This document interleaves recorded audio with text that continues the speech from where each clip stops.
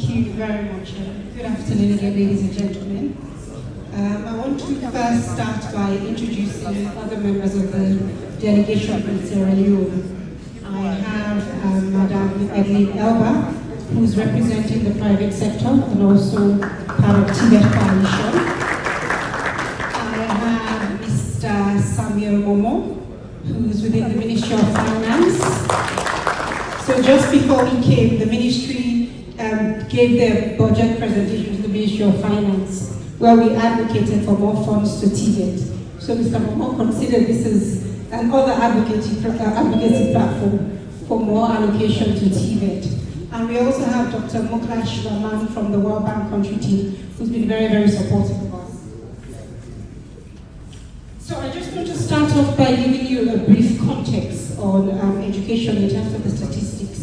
So from 2018, we prioritized education. So the data that you see there for NPSC, that's the primary school exams, the KES middle school, and WAS, senior secondary. And what the data is showing you is that there was more or less gender parity in terms of enrollment at primary, basic, and senior secondary. And if you look at the pillar on the WAS exams, and then you try to transpose that to the university admissions, you can see that the trend in Sierra Leone is that you try to get to university by any means possible, because unfortunately we have a perception that Tibet is second class. Amongst young people, caregivers, and to a large extent even the ministry, there are certain things we're doing unintentionally that pushes that narrative. Because if you look at the admissions for Tibet compared to university over the years from 2018 to date, you can see that there's low admissions into Tibet. The spike that you see there for 2022, 2023 for Tibet, that's mainly attributed to the skills development project that the World Bank supported the ministry. But this data supports strategic decisions around curriculum reform, investments in Tibet, and gender-responsive education reform planning. So if you look at the governance when it comes to skills development in Sierra Leone, what I've shown you there is our medium-term national development plan. And we have what is known as the Big 5 game changers. So Pillar 1 is Feed Salon, which is the flagship, it's for agriculture. Pillar 2, human capital development. Pillar 3 is youth employment scheme, where we have committed as a government to provide 500,000 jobs for our young people over a 5-year period. We have Pillar 4, which is all about technology and digitalization. And Pillar 5 is revamping the public sector. And for me, the Ministry of Technical and Higher Education is an enabler for us to achieve all of that. And those that we have within the governance structure for skills development in Sierra Leone, of course, the Ministry of Technical and Higher Education takes the lead in that, together with our regulatory agency, the National Council for Technical and Vocational Education. And we recently revised the act, the regulatory tool for our regulatory agency, because the one that I inherited was from 2002, and it was not reflective of the plans that we had to transform the sector.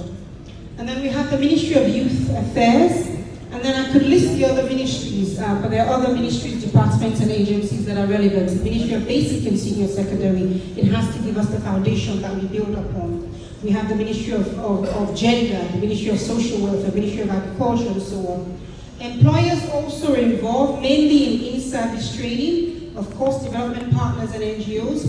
And I've put the private sector and Sector Skills Council there in amber, because even though we've implemented that, we're very much at the inception phase, and we need to ensure that it's sustainable.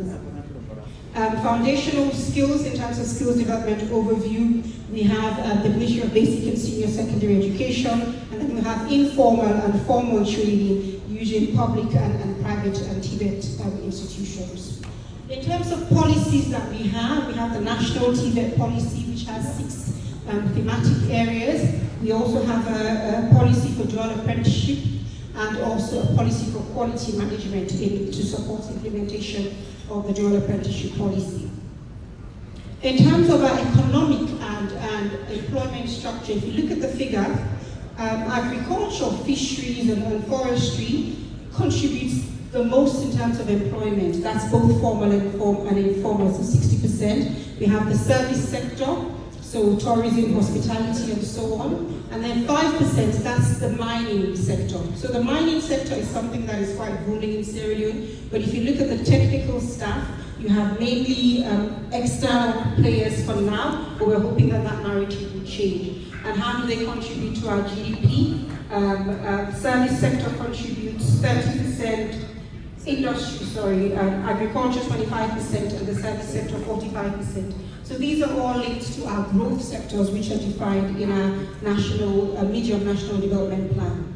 And if you look at the key sectors and projected labor needs, what this figure is showing you is that we need to prioritize TVET, because when we look at what we project for a 5-year, the majority of the jobs are going to be between the low and semi-skilled, which is something that has come up repeatedly this week. So we need to prioritize TVET, we need to prioritize apprenticeship incentives, and also employer-led curriculum. We need to strengthen value chain linkages, and we need to invest in digital technology to ensure that we're training for the future labor market.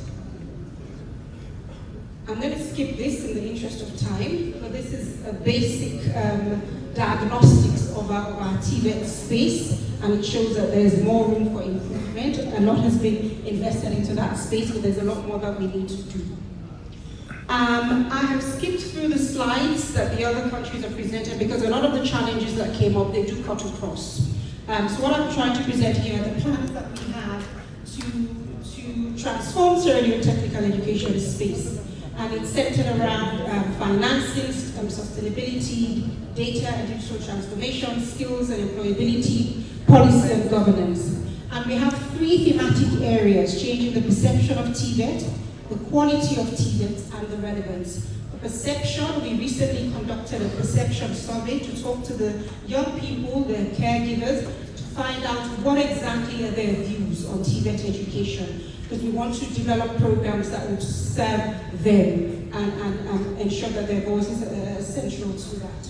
We also want to strengthen vocational education at senior secondary education that will create a pipeline of students from that level that will be able to access education within our technical and vocational institutions. In terms of relevance, we want to ensure that it's demand-driven. We've talked repeatedly this week about how we train in a demand-driven approach, how we use labor market surveys for the current market, but also the emerging sectors. There's a need in Sierra Leone for us to develop a digital labor and management information system that will be handled by the Ministry of Employment, Labor and Social Security. I mentioned the dual apprenticeship policy. We're working on a dual apprenticeship bill to further strengthen the regulatory dynamics for us to be able to enforce that. I've talked about Sector Skills Council that we've currently implemented for one sector, agriculture, but now we're looking and thinking, how do we ensure that this is sustainable, because we do not want this to be fragmented. And the Sector Skills Council, among any other things, will be helping us in terms of how we train in a demand-driven approach, how we go about accreditation and also certification. We also, under relevance, we want to introduce digital tools, and we have major plans. We're working with a partner to develop an education management system, one for TVET and one for higher education, and it will be developed for the context of Sierra Leone, so we have given them a prescription of what we want. And that education management system will most importantly be linked to a dashboard, quality dashboard, and we can come up with indicators linked to our medium-term national development plan. We can go a step further at continental level, Agenda 2063, and even at global level, the SDG 4s, to see how our institutions are supporting those agendas at country, continental, and global level. We also have plans to, within that EMS, to have a learning management system that will be AI-enabled. And how we want to use AI, let's say, for example, I have a labor market survey for a sector, and I have a national qualification framework, again, which is aligned with the African continental qualification framework. And what we can do is feed both documents, including the occupational standards, into an AI platform and say, can you draft a curriculum for whatever level, for whatever sector? What you get there is a document that you need to validate, and you bring the industry players into the room, academia, all the relevant stakeholders for them to validate. So AI, as we know, is a tool. It is not replacing humans, so it's still maintaining the human agency. So that will ensure that we maintain the human agency, but also bring industry players. Honorable Minister, yes. Quickly, in a minute, we are also working on the soft skills component. How do we ensure that we train our young people to thrive, not just the technical side, but also the soft, how are they able to adapt to different working environments. And in terms of quality, how do we ensure that our trainers are trained to deliver the revised curriculum?